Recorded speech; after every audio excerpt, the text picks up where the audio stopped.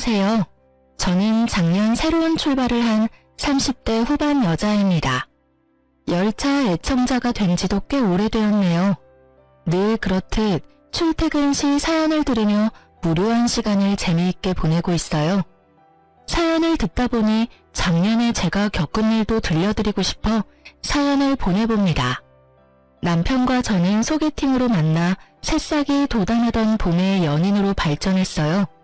반년 동안 뜨겁게 연애하던 저희는 동거하게 되었고 다시 돌아온 봄에 결혼을 하게 되었습니다. 남편과 저는 동거하던 집에서 신혼살림을 시작했어요. 모아둔 돈이 있긴 했지만 좀 더 모아서 가는 것이 여러모로 좋을 것 같았어요. 작은 원룸에서 시작한 신혼. 친구들은 저마다 한마디씩 했지만 저희는 행복했습니다. 여보, 어머님 우리랑 같이 살고 싶어하는 눈치시던데 어쩌면 좋아? 한두 번도 아니고 모른 척해. 우리 엄마 쉬엄쉬엄마 아니야. 같이 살면 당신이 많이 힘들 거야. 그래도 될까? 그럼 정 안 되면 내가 나설 테니 너무 걱정하지 마. 하여튼 합가는 없어. 난 당신 고생시킬 생각도 없고 두 여자 사이에서 등 터질 생각도 없거든. 그럼 당신만 믿는다. 그래, 나만 믿어. 조금 많이 드센 어머님에게서 든든한 방패막이 되어주는 남편과 함께라면 원룸이 아니라 서울역에서 노숙을 해도 행복할 것 같았어요. 하지만 저에 대한 어머님의 집착 아닌 집착은 심해졌고 저는 지쳐갔어요. 그 사이에서 남편 역시 힘들어지고 있었고요. 여러 가지의 문제가 있었지만 그중 가장 힘든 것이 연락이었어요. 어머님은 제가 적어도 하루에 한 번은 전화하길 원하셨고 저는 알겠다고 대답하며 그만큼 자주 연락하길 바란다는 말이겠지 하고 대수롭지 않게 생각했어요. 저의 직은 의류 판매직이었는데 신혼여행과 매장 공사가 겹쳐 신혼여행에서 돌아와서도 매장 정리가 덜 되어 일주일 정도 더 쉴 수가 있었어요. 그동안은 저도 집에서 쉬니 어머님께 전화를 자주 드릴 수 있었어요. 하지만 출근하게 되니 바빠졌어요. 거기에다 저는 매장 매니저였기에 할 일이 더 많았어요. 그래도 잊지 않고 연락드리려고 노력했어요. 남편이 5살 때 남편의 부모님은 이혼하셨고 어머님은 어린 남편을 혼자 키우느라 고생을 많이 하셨다고 들었던 터라 더 노력했어요. 하지만 새 단장을 한 매장은 일이 넘쳐났고 저는 일에 치여 연락드리는 것을 깜빡하고야 말았어요. 다음날 출근을 하는데 문득 어머님 생각이나 전화를 드렸더니 전화 연결이 되지 않더라고요. 전 이상했지만 출근길이었던 터라 금세 잊었어요. 그날 저녁 퇴근을 하고 돌아온 남편이 곤란하다는 듯 저에게 물어오더라고요. 여보, 혹시 어제 엄마한테 전화 못했어?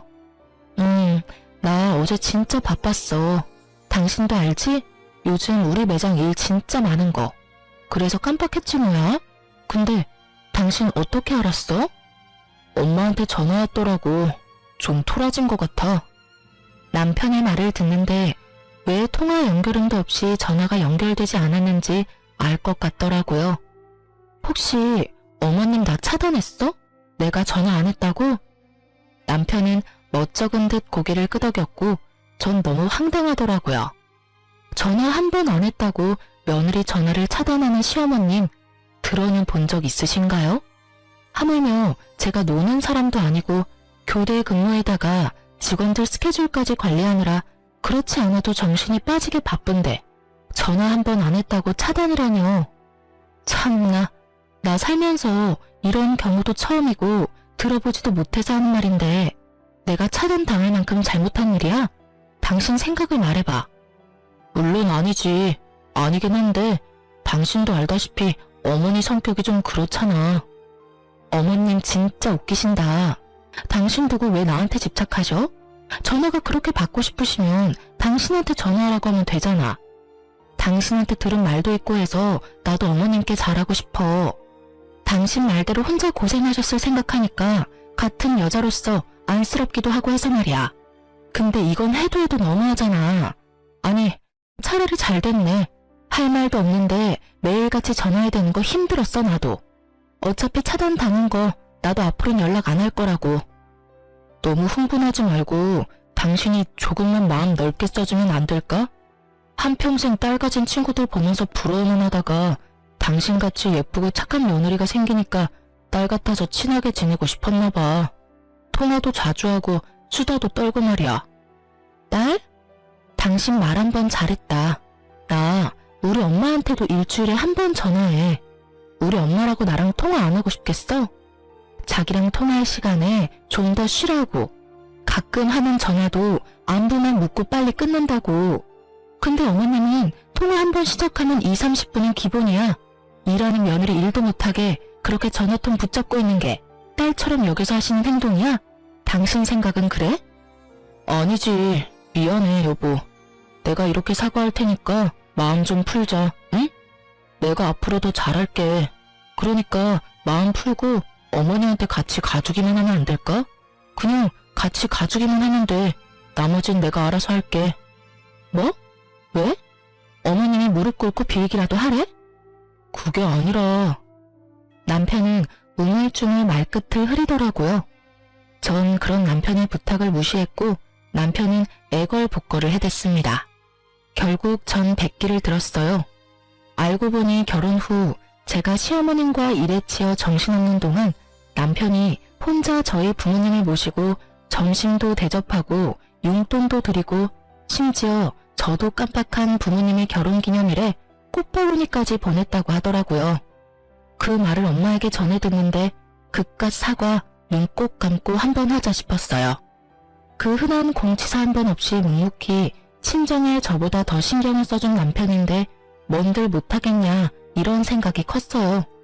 거기에다 남편이 같이 가기만 하면 알아서 다 한다니 그 말을 믿어보기로 했죠. 전 주말에 연차를 내고 시댁으로 향했어요. 어머니, 저희 왔어요. 이 사람 원래 주말엔 못 쉬는데 오늘 어머니한테 온다고 연차까지 썼어요. 요즘 이런 며느리가 어디 있어? 그렇지 않아요, 어머니? 남편이 너스레를 떨며 분위기를 풀어보려 했지만 어머님은 눈길도 주지 않더라고요. 제 상식으로는 도저히 이해할 수 없었지만 이런 일로 이혼할 수도 없는 노릇이니 제가 먼저 입을 열었습니다. 어머님, 마음 푸세요. 매장도 넓힌 데다가 직원까지 더 많아져서 제가 정신이 없었어요. 남들이 들으면 하루 종일 일만 하는 줄 알겠다. 퇴근 안 하니? 퇴근하고 전화하면 되지. 그럴 정신도 없으면 일은 어떻게 하니? 어머니, 이 사람 퇴근하고 집에 와서도 저 저녁 차려주고 바로 일한다고 바빠요. 어제도 여기 온다고 새벽까지 일 마무리하고 아침 일찍 매장 들려서 정리해놓고 왔다고요. 어이구 참, 세상 일은 너 혼자 다 하는구나. 그래봤자 쥐꼬리 같은 월급 받으면서. 쥐꼬리라뇨. 이 사람이 저보다 더 많이 벌어요 이제. 뭐? 그깟 옷가게에서 그렇게나 번다는 말이야? 평소 알게 모르게 제 직업을 깔보던 어머님은 꽤 놀란 눈치였어요. 그런 어머님의 분위기를 읽은 남편은 이때다 싶은지 쉬지 않고 말을 쏟아냈어요. 그깟이 아니에요. 그래도 이름 있는 브랜드라고요. 그것도 그렇고 이 사람 그냥 직원이 아니라 매니저, 그러니까 관리직 같은 거라 성과 보수도 있어서 어떤 달은 저보다 더 벌 때도 있어요. 그러니까 그만 마음 푸시고 이해 좀 해주세요. 이 작은 몸으로 주말에도 못 쉬고 이러는데 얼마나 힘들겠어요. 이 사람 계속 잠도 못 자고 해서 이틀에 한 번씩 커피까지 쏟는다고. 그렇게나 바빠? 너 그러다 몸 다 상하겠다. 너희 밥은 먹었니? 사실 커피까지 쏟진 않았는데 목에 핏대까지 세워대며 말하는 남편을 보며 어머님은 마음이 풀리셨는지 밥까지 차려주시더라고요. 물론 차단도 푸셨고요. 그리고 앞으로 바쁘면 굳이 하루에 한 번씩 연락하지 않아도 된다는 말까지 들었어요. 중간 역할을 톡톡히 해준 남편이 얼마나 듬직하던지. 다른 건 몰라도 남편 복은 있다고 생각했었어요. 앞으로 남편 새끼가 제 뒤통수를 어떻게 칠지 상상도 못하고요. 하여튼 좋은 분위기에서 시댁 방문은 마무리가 되었고 전 이제 이런 일로 사람 피곤하게 만들 일은 없겠지 하고 안심했어요. 하지만 시어머님은 상식 밖의 사람이었고 제가 연락을 드리지 않으니 어머님이 전화를 해대기 시작하더라고요. 바빠서 전화를 받지 않으면 받을 때까지 하는 어머님. 점점 심해지는 어머님의 선 넘는 전화에 전 지쳐갔고 예민해지고 있었어요. 당연히 일에도 지장이 생겼어요. 한 번 시작하면 끝날 생각이 없으신 어머님과 부재중. 본사에서 오는 연락을 놓치는 일은 다반사였고 항상 미소가 얼굴에 장착되어야 하는 제 얼굴엔 스트레스로 인해 미소 따윈 지어지지 않는 지 오래였어요. 일이 이렇게 되니 더는 참아선 안 되겠더라고요. 그래서 전 남편을 붙잡고 얘기를 했어요. 여보, 나 진짜 미치겠어, 어머님 때문에. 또 왜? 본론은 시작도 안 했는데 남편도 지긋지긋한지 말에 날이 서 있더라고요. 저는 그런 남편의 모습에 더욱 화가 치솟았습니다. 또 왜? 몰라서 물어? 아, 당신은 모르겠다. 우리 부모님은 사회 불편할까봐 전화 한 통 하시는 일이 없으니까 말이야. 무슨 말이 하고 싶어서 이래? 내가 무슨 말을 하고 싶은지는 당신이 더 잘 알잖아. 어머님, 진짜 해도 너무 하시는 거 아니야? 출근해서 일하고 있는 시간인 거 뻔히 다 아시면서 통화 시작했다 하면 끊을 생각도 없이 쓸데없는 말만 하신다고. 쓸데없는 말이라니? 당신은 무슨 말을 그렇게 해? 그럼 옆집 개가 임신을 했는데 그 아빠가 누구인지, 옆집 아주머니는 무거운 짐을 들다가 허리가 삐끗했는데 수술해야 할지 그냥 한의원을 다녀야 할지 등등. 이게 쓸데있는 말이야 그럼? 적적하시니까 그러시겠지. 적적하면 당신한테 전화하라고 해. 그럼 되겠네. 알겠어. 알겠으니까 그만 좀 해. 하루 이틀도 아니고 나도 미치겠어. 그런 식으로 얼렁뚱땅 넘어갈 생각하지 말고 당신이 어떻게 좀 해. 이러다 진짜 나 미치는 꼴 보기 싫으면 말이야. 전화를 안 받으면 바쁜가 보다 하고 그만하셔야지. 받을 때까지 하시는 게 상식적으로 말이 돼? 일하는 거 다 아시면서. 그러면서 전화 안 받으니까 걱정되어서 그랬다고 하시는데 내 생각엔 그건 걱정이 아니라 거의 집착이라고. 아니면 나 골탕 먹이려고 그러시거나. 그만 좀 해. 적당히 하라고. 내가 내일 전화해서 며느리가 어머니 때문에 미치기 직전이니까 전화 좀 그만하라고 할 테니까 그만해. 뭐? 당신이 그렇게 말하면 내가 뭐가 돼? 그럼 나더러 도대체 어쩌라는 거야? 가만 있으면 가만 있다고 난리고 전화한다고 해도 이 난리고. 어쨌든 당신이 그렇게 원하는 대로 2번 다신 전화 못하게 할 테니까 그런 줄 알고 잔소리 좀 그만해. 여보, 야!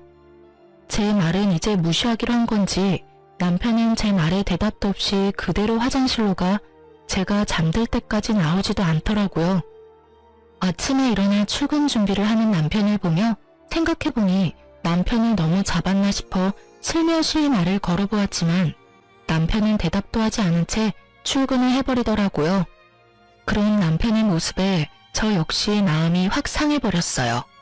이후 꼭 필요한 말이 아니면 대화조차 하지 않았고 그런 날이 생각보다 길어졌어요. 좁은 원룸, 피할 곳도 없는데 말도 한마디 하지 않고 살려니 정말 답답해서 미쳐버릴 것 같더라고요. 하지만 절대 제가 숙이고 들어가고 싶지 않았어요. 일전엔 남편이 워낙 저자세로 나오며 저를 이해해주려 노력했기에 좋은 게 좋은 거라고 참고 넘어갔지만 이번엔 제가 먼저 화해의 손을 내밀었는데도 불구하고 저딴 식으로 나오니 저도 화가 많이 났었거든요. 시어머님의 연락도 없으니 꼭 해야 할 말도 없었고요. 답답한 것만 빼면 조용한 그 일상이 좋았어요. 하지만 그것도 오래 가진 않았죠. 모처럼 쉬는 날이었어요. 마침 먹을 것이 똑 떨어진 터라 장도 보고 청소도 하며 시간을 보내고 있었어요. 그때 시어머님께 전화가 오더라고요. 네, 어머님. 그래, 잘 지내고 있니?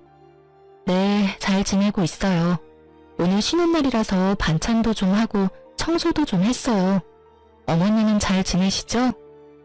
혼자 사는 노인네가 똑같지 뭐. 다름이 아니라 나 집 내놨다. 집이요? 어머님 처음 장만하신 집이라고 한평생 사실 거라고 하셨잖아요. 무슨 일 있으세요?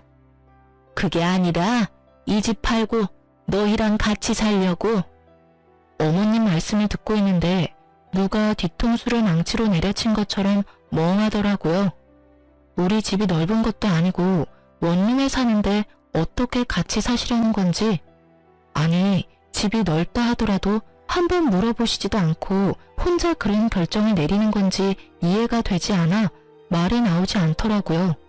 너무 당황하기도 했고요. 예, 내 말 듣고 있니? 아, 네. 듣고 있어요. 저희랑 같이 사신다고요? 그래, 시세보다 싸게 내놔서 아마 금방 팔릴 거다. 어머님, 저희 원룸 사는 거 잊으신 거 아니죠? 남편이랑 저랑 회사도 가깝고 돈 좀 더 모아서 대출 조금이라도 덜 내고 이사 가려고 아직 원룸 살고 있잖아요. 내가 치매라도 걸린 줄 아니? 뭐 그렇게 설명하고 있니? 너희 원룸 사는 거 나도 다 안다. 그런데 어떻게 같이 살아요? 저희 둘 살기도 좁은데요. 내가 그래서 집을 내놓은 거야. 집 한 돈에 너희 모아둔 돈 꽤 되지? 그거 합치면 지금 내가 사는 집보다 큰 집 살 수 있을 게야. 그럼 대출할 필요도 없고 집도 넓어지고 혼자 있는 내 걱정도 할 필요 없으니 여러모로 얼마나 좋니? 그럼 그런 줄 알고 너희도 이사할 준비나 하려무나. 볼일을 마치신 어머님은 제 대답은 필요도 없다는 듯 전화를 끊어버리셨어요. 길지도 않은 통화에 너무 충격적인 내용이 많아서 전 멍하니 휴대전화를 보며 서 있었어요. 하나 둘 머릿속 정리가 끝나고 합가해야 한다는 결론에 도달했을 때 전 남편에게 전화를 걸어 할 말이 있으니 빨리 들어오라는 말을 하고 전화를 끊었어요. 그나마 다행스러운 건 남편도 어머님을 모시고 사는 건 반대했었다는 것이었어요. 그날 저녁 남편은 퇴근을 하고 돌아왔고 여전히 남편의 얼굴은 어두웠어요. 무슨 일인데? 표정만큼 말투도 어두웠지만 전 더는 큰 싸움으로 키우고 싶지 않아 오르는 화를 꾹 누르고 최대한 상냥하게 말하려고 했었습니다. 어머님 오늘 전화하셨는데 집 내놓으셨대. 우리랑 같이 사시려고 그러셨다는데 당신 생각은 어때? 당신도 반대하지? 예전에 같이 안 살 거라고 나한테 모르는 척하라고 그랬었잖아. 그렇지? 그래? 나한텐 별말 없으시던데. 아, 어머니랑 아버지 다시 합치신다고 하시던데 그래서 그러시나 보다. 아버님이랑 어머님이 다시 합치신다니? 그게 무슨 말이야? 당신만 가끔 아버님 만나는 거 아니었어? 어머님도 만나고 계셨던 거야? 아니, 최근에 만나셨나 봐. 아버지가 어머니한테 연락했는데 어머니도 나 장가가고 적적하셨는지 가끔 만나시다가 다시 합치기로 하셨나 봐. 아버지 몸도 요즘 안 좋으셔서 어머니도 걱정되셨겠지 뭐. 여러모로 잘된 일이지. 새로 추가된 사실에 저도 모르게 언성이 올라갔어요. 여러모로 잘된 일? 당신 진짜 그렇게 생각해? 그럼 두 분이 오순도순 같이 사시면 되지. 우리까지 왜 같이 살지? 그거야 나랑 아버지는 함께 살지 못했으니까 이제라도 같이 살고 싶으신가 보지. 며느리도 생겼으니 더 함께하고 싶으시겠지. 아닌가? 어쩌면 어머니 뜻일 수도 있겠다. 예전부터 우리 어머니 당신이랑 살고 싶어 했잖아. 아버지도 아프시니까 뭐 어머니 뜻이겠다. 그렇지? 그렇지? 지금 나한테 묻는 거야? 내가 어떻게 알겠어. 그리고 아버님 아프신데 내가 왜 같이 살아야 하는 거야? 나한테 지금 이 상황에 아버님 병수발까지 들어라 이 뜻이야? 병수발? 넌 무슨 말을 그렇게 해. 우리 아버지가 먼저 누우신 것도 아니고 병수발이라니. 말이 좀 심한 거 아니야? 심하기는? 웃기고 있네 진짜. 지금 돌아가는 상황이 그렇잖아. 내가 바본 줄 알아? 갑자기 등장한 아버님은 아프시고 갑자기 집을 파신다는 어머님은 한마디 묻지도 따지지도 않고 같이 살자 통보하고 끊으시고. 이런 상황에서 내가 어떤 생각을 할 수 있는데 당신이 입장 바꿔서 생각해봐. 다른 생각이 드는지 말이야. 꼭 그렇게 따지고 들어야겠어? 당신 말대로 그렇다고 치자. 그러면 좀 모시고 살아주면 되잖아. 부모님이 한평생 사는 것도 아니고 기껏해야 몇 년 모시고 다시 분가하면 되지. 그것도 못해줘? 나랑 아버지 30년 가까이 떨어져 살다가 이제 다시 같이 살게 됐어. 그럼 나랑 아버지가 넌 불쌍하지도 않아? 심지어 아프시다잖아. 이런 상황에 넌 안쓰러운 마음보다 병수발 들 걱정이 앞서는 거야?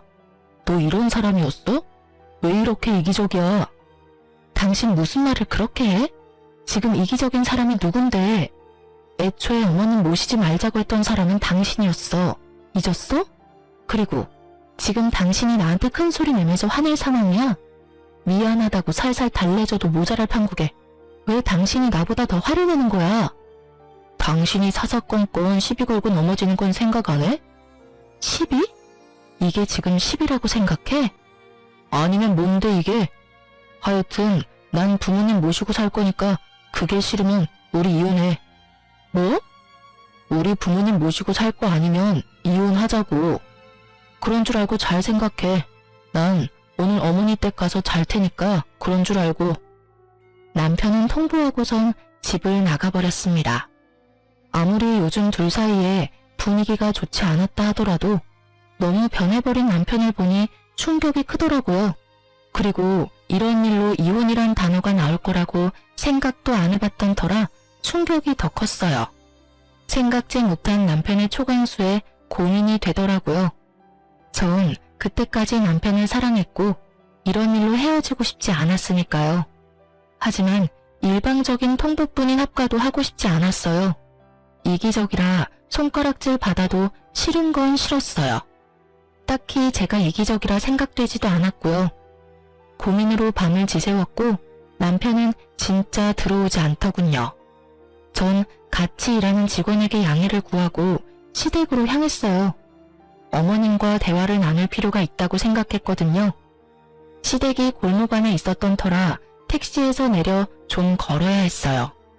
머릿속으로 어머님과 나눌 대화를 정리하며 걷고 있는데 멀리 익숙한 사람이 보이더라고요. 설마 하는 마음으로 가까이 다가갔고 익숙해 보이던 사람은 남편이었어요. 전 황급히 차 뒤로 몸을 숨겼어요. 남편 혼자가 아니었거든요. 처음 보는 여자와 다정히 손을 잡고 시댁에서 나와 행복한 미소를 지으며 제가 숨은 차 옆으로 지나치는데 제 두 눈으로 보고도 믿고 싶지 않았어요. 저는 어느새 두 사람을 쫓고 있었고 두 사람은 다행히 멀지 않은 곳에 있는 카페로 들어가더라고요. 전 때마침 카페로 들어가는 무리에 몸을 숨겨 두 사람 모르게 가까운 곳에 자리를 잡고 앉을 수 있었어요. 그리고 들려오는 두 사람 대화는 충격, 경악 그 자체였어요. 자기야, 그럼 우리 결혼하면 어머님이랑 아버님이랑 모시고 살아야 해? 자기가 힘들더라도 한동안은 그래야 할 것 같아. 너무 걱정하지 마. 내가 자기 힘들지 않게 많이 돕고 중간 역할도 잘할게. 그리고 우리 엄마 남의 자식 귀한 줄 아는 사람이야. 잘 대해주실 거야. 아버지도 물론 잘해주실 거고. 자기도 방금 봤으니까 알 거 아니야. 저랑 아직 이혼하기로 한 것도 아닌데 벌써 시댁에 인사를 드리고 온 듯 결혼 얘기가 한창이더라고요. 당장이라도 달려가서 두 연놈을 박살을 내고 싶었지만 꾹 참고 두 사람 대화를 더 들어봤어요. 하긴 두 분 다 좋으시더라. 다정하게 잘 대해주시고. 그럼 한 1년만 모시고 나오자. 알겠지? 그럼. 괜히 너랑 헤어지고 이상한 여자랑 결혼해서는. 너랑 헤어지고 내가 얼마나 힘들었으면 그런 여자를 만났겠냐? 그러니까 내가 다시 만나자 했을 때 만났어야지. 괜히 다른 여자 만나보겠다고 소개팅이나 하고 다니고. 내가 그 꼴 보기 싫어서 회사도 옮겼던 거야. 그런데 왜 다시 돌아왔대? 과장님이 다시 돌아오라고 계속 연락이 오기도 했고 자기가 나 말고 다른 여자랑 얼마나 잘 먹고 잘 살고 있나 궁금하기도 해서 돌아왔지. 나도 멋진 남자 만나서 잘 사는 모습 보여주려고 했는데. 그러는 여자가 회식 때 그렇게 노골적으로 모텔 가자고 꼬셨어? 그래서 싫었어? 싫긴. 자기가 그러지 않았으면 내가 꼬셨을 건데? 서로 얼마나 좋아 죽는지 남편 새끼와 상간녀는 찰싹 붙어서 떨어지질 않더라고요. 주변 눈치도 안 보고 대놓고 하는 애정 행각에 지나가는 사람들의 수군거리는 소리가 끊이질 않았죠. 결국 두 사람에게 카페 직원이 가서 한 소리를 하고 나서야 멈춘 듯 했어요. 저기 손님, 여기서 이러시면 안 됩니다. 다른 손님들이 불편하다고 하세요. 네? 네. 아이, 쪽팔려. 그러게 그만하라고 했잖아. 멈출 수 없는 걸 어쩌겠어. 으이그. 그래서 이혼은 언제 할 수 있는 거야? 그 여자가 순순히 해줄까? 해줄 거야. 독한 년이라 절대 부모님 모신다고 할 리 없다고. 어제도 얼마나 따지고 드는지 내가 왜 그딴 년이랑 결혼했나 모르겠어. 으이그. 앞으로 나한테 잘해. 알겠어? 나 같은 여자가 또 있는 줄 알아? 알겠어. 두말하는 잔소리지. 그래요. 두 사람은 남편이라는 새끼가 절 만나기 전 헤어졌다가 상간녀가 회사로 돌아오면서 만나기 시작했더라고요. 어느 날부터 회사 회식이 잦더니 다 이유가 있었더라고요. 갑자기 태도를 바꿔 이혼하자고 소리치던 이유도요. 불륜이 부끄럽지도 않은지 큰 소리로 잘도 짓거려준 덕분에 힘들이지 않고 상황 파악은 되었지만 앞으로 어떻게 해야 할지, 어떻게 하면 이 난관을 헤쳐나갈 수 있을지 아무 생각도 나지 않았어요. 이 채널에 올라온 다른 사람들의 사연을 들으며 다들 왜 저렇게 사냐고, 나 같으면 저렇게 안 산다고 했던 과거 저의 모습이 떠오르며 반성하게 되더라고요. 그러면서도 전 애청자답게 그간 들어왔던 통쾌했던 복수를 떠올리며 저의 복수를 계획했어요. 이래봬도 제가 열차 애청자인데 그냥 순순히 이혼해줄 수는 없었으니까요. 그날 밤 집으로 돌아온 남편 새끼에게 말했어요. 이혼하자. 정말? 나랑 이혼할 수 있겠어? 그깟 이혼하면 되지. 뭐 큰일이라고.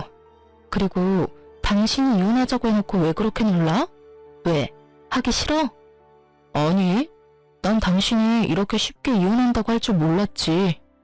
누가 그래? 쉬웠다고. 나도 쉽지 않았어. 하지만 어쩌겠어?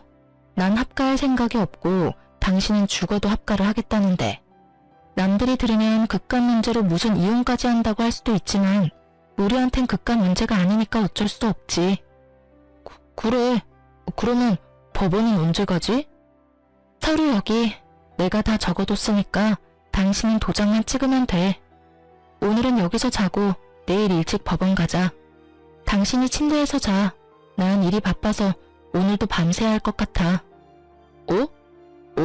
알겠어. 아, 그리고 이거 기억하지? 남편은 제 손에 들린 종이 한 장을 보더니 얼굴이 새파랗게 변하더군요. 이거 그냥 장난 같은 거였잖아. 장난? 넌 5천만 원이 장난이야? 남편은 저와 결혼한 지 얼마 되지 않았을 때 비트코인으로 돈을 날렸고 제가 그걸 메꿔준 적이 있었어요. 그땐 장난처럼 썼던 각서 한 장이 이렇게 쓰일지 몰랐지만 결과적으론 천만다행이지 뭐예요. 여기 이런 내용이 있어. 만약 우리가 이혼하게 될 시 을은 갑에게 빌렸던 5천만 원을 일시불로 상환하고 이자 역시 일시불로 상환한다. 이자는 이금융 최고 이자로 계산하고 기간은 빌려준 시점부터 돈을 완납하는 시점까지로 한다. 그러니까 잘 계산해서 통장으로 입금해. 내일까지 입금 안 되면 고소할 테니까 그렇게 알고. 그러면 먼저 자. 난 씻고 일할 테니까. 전 혹시나 개거품 물고 달려들 수도 있는 남편을 피해 화장실로 대피했고 밖에서 어떤 소리가 들려와도 절대 나가지 않았어요. 몇 시간이나 흘렀을까요? 어떤 인기척도 들리지 않아 나가보았더니 속편히 자고 있더라고요. 그런 남편 새끼의 휴대전화를 뒤져보았어요. 그 멍청한 놈은 그 흔한 패턴도 해놓지 않았고 상간녀와 나눈 대화도 지우지 않았더라고요. 심지어 사진까지 있었어요. 그 멍청함이 얼마나 고맙던지. 전 외도 증거들을 손쉽게 손에 넣었고 다음날 아침 이혼할 생각에 들뜬 남편에게 또 한 방 먹일 수 있었어요. 이제 갈까? 근데 당신 대출은 얼마까지 돼? 내 대출은 갑자기 왜? 당신이 나한테 위자료 줘야 할 텐데. 빌린 돈도 있고 하니까 아무래도 대출 한도에 간당간당할 것 같아서 그러지. 내가 당신한테 위자료는 왜 줘? 당신 바람 피운 거 나 다 알고 있어. 증거도 다 있으니까 발뺌할 생각 같은 거 하지 말고. 난 택시 타고 법원 갈 테니까 당신은 차 끌고 오든가 알아서 해. 오면서 대출도 좀 알아보고. 그럼 이따가 봐. 야, 잠시만. 내가 그럴 돈이 어딨어. 그래도 양심은 있네. 바람 피운 건 부정 안 하는 거 보니까. 아, 맞다. 그리고 나 상간녀 소송도 할 거니까 그년한테도 좀 전해줘. 돈 준비하라고. 알겠지? 그럼 나 먼저 간다. 제 뒤통수에 대고 욕을 어찌나 하는지. 그 욕을 다 들으면서 집에서 나오는데 화는커녕 웃음이 터져나왔어요. 어찌나 통쾌하던지. 여기서 복수가 끝이냐고요? 그럴 리가요. 제가 여기 애청자인데 이깟 위자료 좀 뜯어냈다고 통쾌하겠으며 복수가 될까요? 제 복수는 이제부터 시작이었어요. 저의 계획대로 이혼은 잘 진행되었고 빌려주었던 돈과 더불어 위자료도 다 받았어요. 돈을 뜯긴 상간녀는 아직도 정신을 못 차리고 전 남편과 결혼하더라고요. 그 한치 앞도 보지 못하고 사랑 타령이나 해대는 것이 얼마나 고맙던지 눈물이 다 나더라고요. 빚쟁이 남편의 집착이 광층에 가까운 심호에 몸 아픈 시부까지. 지옥으로 가는 KTX를 탄 상간녀의 앞날은 보지 않아도 뻔했어요. 전 서두르지 않고 때를 기다렸습니다. 그리고 생각보다 빨리 그때가 왔어요. 두 사람이 결혼식을 하고 한 달이나 지났을까요? 전 남편한테 전화가 왔더라고요. 아직도 그날의 그 기쁨이 잊히지 않아요. 전 전화를 받았고 전 남편과 만나기로 했어요. 제가 상간녀의 존재를 처음 알았던 그 카페에서요. 오랜만이야. 많이 수척해진 전 남편은 저를 보며 드라마 남자 주인공 눈가를 하며 안부를 물어왔어요. 우리가 안부나 주고받을 사이는 아니잖아. 무슨 일이야? 본론만 말해. 그냥 요즘 힘들어서 당신 생각이 났어. 많이 보고 싶었어. 왜? 재혼 생활이 생각처럼 즐겁지 않은가 봐. 아, 힘들어 죽겠어. 어머니는 어머니대로 집사람한테 전화해야 되고 아버지는 반찬 타령, 청소 트집에 하다못해 빨래 개는 것까지 트집을 잡으시니까 집사람은 집사람대로 힘들고 나는 집사람 비위 맞춘다고 힘들고 어머니는 어떻게 해보겠는데 아버지는 편찮으시니까 엄청 예민하셔서 뭐라고 말도 못 꺼내겠어. 하루하루 미쳐버리겠어 아주. 하소연이나 하려고 나 불렀니? 나 바쁜 거 몰라? 꼭 그렇다기보단 아까 말했듯이 보고 싶어서. 그래서 하는 말인데 우리 다시 시작하면 안 될까? 나 정말 후회 많이 하고 있어. 내가 미쳤었나 봐. 어쩌다 그 여우 같은 거한테 홀려서 당신만한 여자가 또 어디 있다고. 내가 진짜 앞으로 잘할 테니까 한 번만 나 용서해주면 안 될까? 그러니까 당신 말은 그 여자랑 이혼하고 다시 나랑 결혼을 하겠다고? 나한테 바람 피운 남편도 모자라 시어머님의 시아버님까지 모시고 살아라 이거야? 아니지. 당신만 돌아온다고 하면 내가 이혼하고 분가도 하지. 당신이 부모님하고 연 끊으라고 하면 연도 끊을 수 있어. 뭐든 다 할 수 있다고.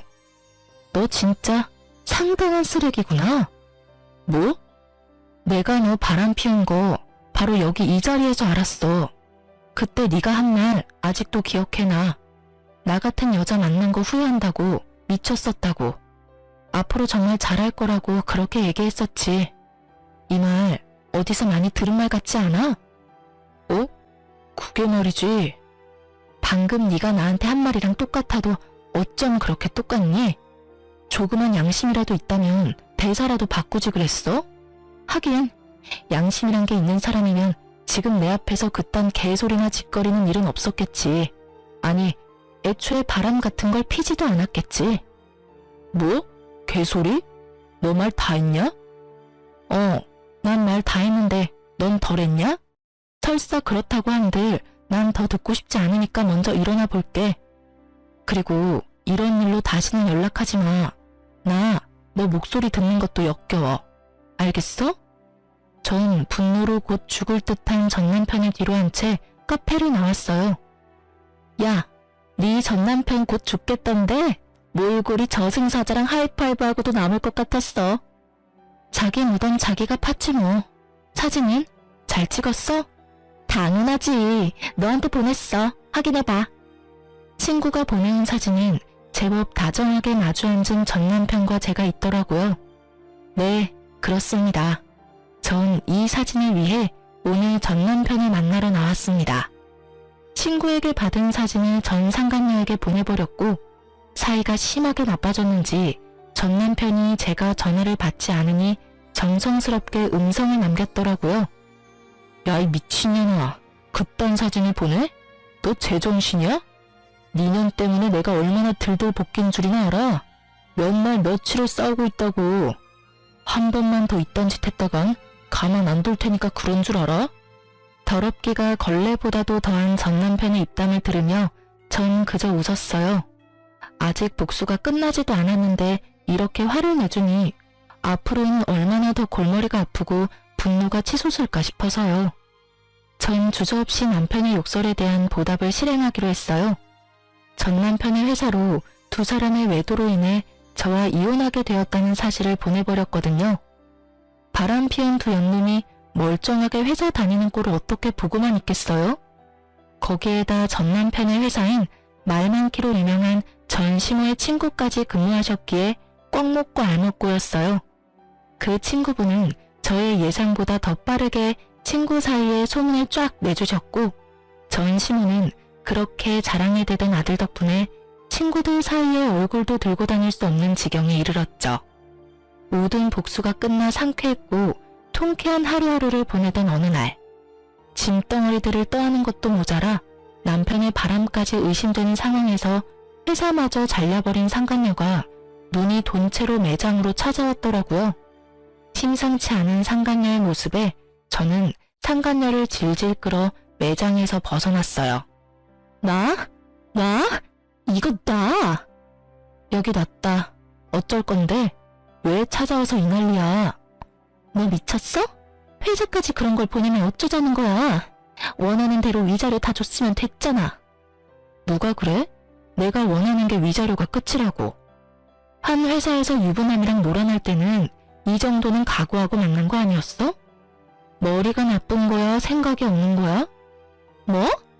이거 진짜 미친년이네?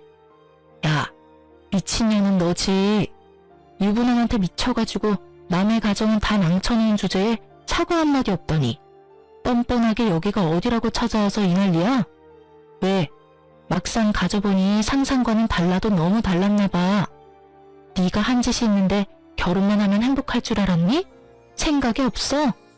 하긴 생각이 없으니까 그딴 짓을 하고 행복하길 바랬겠지. 뭐 말 다 했어? 얼굴이 터질 듯이 붉어진 상간녀는 급기야 제 뺨을 때리더니 머리채를 잡고 휘두르기 시작했어요. 저 역시 가만히 있을 수는 없었어요. 단연간 의류박스를 옮기며 차곡차곡 정립했던 팔뚝 힘을 쓸 때가 왔고 전 아낌없이 그 힘을 사용했어요. 한 손으론 상간녀의 머리채를 한 움큼 잡아 흔들었고 한 손으론 주먹을 꽉 쥐고 마구 휘둘렀어요. 발도 쉬게 할 순 없어서 발길질도 좀 했네요.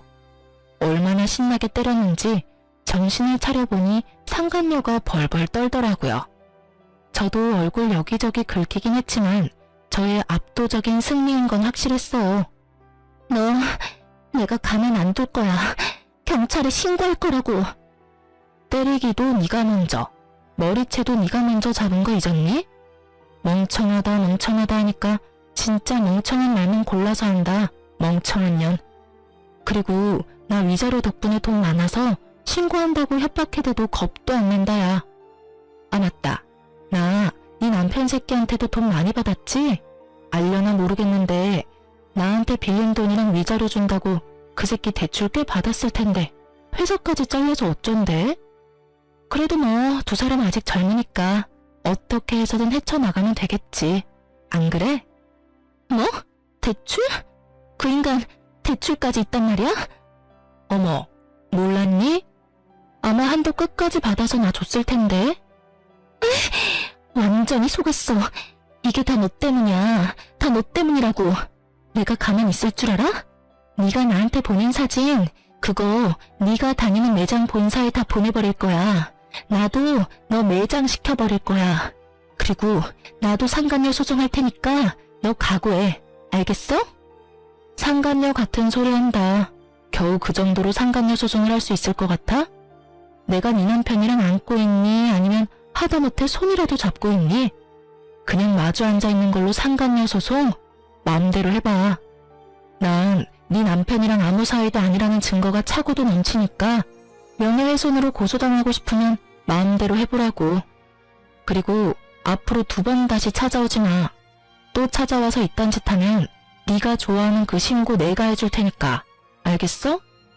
그리고 네 팔자 네가 꼬아놓곤 누구 탓을 하고 난리래? 앞으로는 똑바로 살아. 남의 탓 좀 그만하고. 절규에 가까운 상간녀의 고언을 마지막으로 진짜 제 복수는 끝이 났어요. 그렇지 않아도 한 대 쥐어 패고 싶었는데 어찌 알고 찾아온 것인지 상간녀는 처음부터 끝까지 저에게 참 고마운 사람이었어요.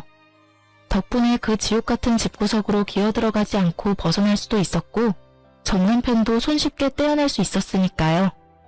꼴에 자존심만 센 남편은 여기서 들은 사연처럼 저를 찾아와서 빌거나 그러진 않더라고요. 혹시나 찾아오면 얼굴에 물도 쏟아주고 따기도 한 대 날리려고 했거든요. 물에 홀딱 젖은 그 꼴을 못 봐서 아쉬웠는데 전 남편은 더 비참한 꼴로 살고 있더라고요. 얼마나 더 저에게 통쾌함을 주려고 전 시무가 친절하게 연락을 해주더라고요. 자기 아들이 얼마나 비참한 꼴이 되었는지 알려주시더라고요. 이 나쁜 년아, 너 때문에 내 아들이 어떻게 됐는지 알아? 제가 어떻게 알겠어요. 전 이혼했는데요. 너 같은 년 때문에 내 아들이 알코올 중독자가 됐다고. 그 잘났던 내 아들이 네 년 때문에 또 이혼당하고 취업은커녕 집구석에서 온종일 술만 퍼마시고 있다. 이제 속이 후련하니? 꼭 이렇게까지 했어야만 했어? 제가 했으면 뭘 얼마나 했다고 그러세요. 저도 저 나름대로 자제라는 걸 했다고요. 뭐? 자제? 회사로 불륜 증거까지 다 뿌려서 우리 아들 회사도 잘리게 만든 주제에 자제? 네, 자제요. 아줌마 아들이 미쳐버렸는지 저한테 입에 담지도 못할 쌍욕을 음성사서함에 남겨뒀더라고요. 휴대폰 들고 경찰서 가서 확 신고해버릴까 하다가 그간 살았던 정도 있어서 참아줬네요. 이 정도면 크게 자질한 걸 한 것 같은데 아줌마 생각은 어떠세요? 뭐? 아줌마? 이 인연이 드디어 미쳤구나. 그럼 이혼한 마당에 제가 예전처럼 어머님이라고 상냥하게 불러드릴 줄 아셨어요? 지금 제가 존댓말로 아줌마라고 하는 것도 저한테 고마운 줄 아세요, 아줌마. 뭐? 이 인연이 진짜. 너 지금 어디야? 내가 당장 찾아가서 이년 머리채를 다 뽑아줄 테니. 아, 그냥 제가 가드리죠 뭐. 머리채 다 뽑히러 가는 대신 바로 경찰에 신고할 테니 그런 줄 아시고 뽑으세요. 그리고 합의는 없다는 것도 잘 기억하시고요. 어때요? 이래도 제가 보고 싶으세요? 이 천하의 못된 년 같으니라고. 그리고 아까부터 자꾸 년년 그러시는데 욕설도 신고할 수 있는 거 아시죠? 그래서 하는 말인데 이것도 다 녹음 중이에요, 아줌마. 아들이랑 한 묶음에 엮여서 경찰 신고하기 전에 욕은 그만하고 전화 끊으세요. 남은 여생 아주 편안하게 감방에서 사시기 싫으시면 2번 다시 전화도 하지 마시고요. 아시겠어요? 협박에 겁이 나긴 했는지 그 뒤론 연락이 오는 일은 없었습니다. 우연히 전 남편 회사 동료에게 들었는데 전 남편은 전 10월 말처럼 취업은커녕 집구석에서 술만 퍼마시는 알코올 중독자가 되었고 그런 아들을 지켜보다 건강이 더 나빠져 이젠 거동조차 못하게 된 전 시부는 누워 지낸다고 해요. 그런 두 사람의 수발을 드느라 전 시모는 죽지 못해 사는 삶을 살고 있다고 하고요. 그리고 이혼을 한 상간녀는 취업이 안 돼 이런저런 알바를 전전하다 최근에 바에서 일하는 걸 봤다고 하네요. 남자 없이 못 살 것 같더니 딱 맞는 직장 얻어갔다고 했네요. 저의 이혼과 복수는 나름 통쾌하게 끝이 났어요. 그 덕분인지 전 하는 일마다 술술 풀리더라고요. 미소가 생명의 서비스직에 아주 큰 도움이 된 이혼이었어요. 저의 얼굴엔 미소가 떠나지 않았고 매장 매출도 어마어마했어요. 스트레스 받거나 신경 쓸 일이 없어 일에 매진했더니 제 앞날이 밝아지더라고요. 이제 곧 본사로 출근까지 하게 되었어요. 제가 계속 욕심냈던 서비스 교육팀장으로 승진 발령이 났거든요. 아, 그리고 저 드디어 제 집이 생긴답니다. 사실 남편과 사이가 좋지 않아 대화도 없을 무렵 그냥 넣어본 청약에 덜컥 당첨되어 버렸거든요.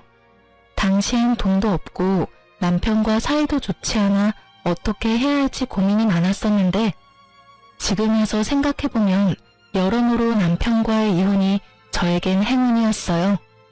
위자료 덕분에 대출 조금만 끼면 잔금도 걱정 없으니까요. 일도 다 잘 풀리고 본사 출근 전까지 여유가 생긴 전 부모님과 가까운 해외여행이라도 가보려고 합니다. 그 좁은 원룸에서 한 푼이라도 아껴보겠다고 그간 고생이 많았던 저를 위해, 그리고 갑작스러운 저의 이혼으로 충격이 크셨던 부모님을 위해 그간 아껴왔던 돈 좀 쓰려고요. 이혼했던 당시 아빠가 했던 말이 아직 생각나네요. 나한테 네가 어떤 딸인데 감히? 너도 그래. 진작이 아빠한테 말했어야지. 아빠한테 말해 뭐해. 속만 더 상하지. 그땐 많이 속상하고 힘들었는데 이제 괜찮아요. 충분히 다 되돌려줬어. 네가 그렇게 생각한다면 됐어. 우리 공주 이제 새롭게 출발할 일만 남았네. 그러면 다 훌훌 털어내고 앞만 보며 나아가. 그깟 것들 욕하면서 이렇게 할 걸 저렇게 할 걸 후회하며 시간 낭비하지 말고 지나간 일은 보내주고 앞으론 공주 생각만 하면서 즐겁게 즐기면서 살아. 그렇게 살아도 짧은 것이 인생이야. 알겠지? 아빠. 그래, 우리 공주는 꼭 행복할 거야. 꼭 그럴 거야. 아빠의 말씀에 마법이라도 걸려 있었던 것인지 전 요즘 행복해요. 혼자라는 자유가 이렇게 즐겁고 행복한데 그땐 왜 고민했나 몰라요. 요즘 같아선 이혼을 잠시라도 고민했던 과거 저에게로가 무슨 고민을 그렇게 하냐고 하며 뒤통수를 한 대 쥐어받고 싶은 만큼 제 삶에 만족합니다. 이제 새로운 직장과 새로운 집에서 제대로 새 출발해보려고 합니다. 이 사연을 보내는 것을 마지막으로 힘들었던 과거는 잊으려고요. 긴 제 사연 들어주신 모든 분 감사합니다. 새해 복 많이 받으세요.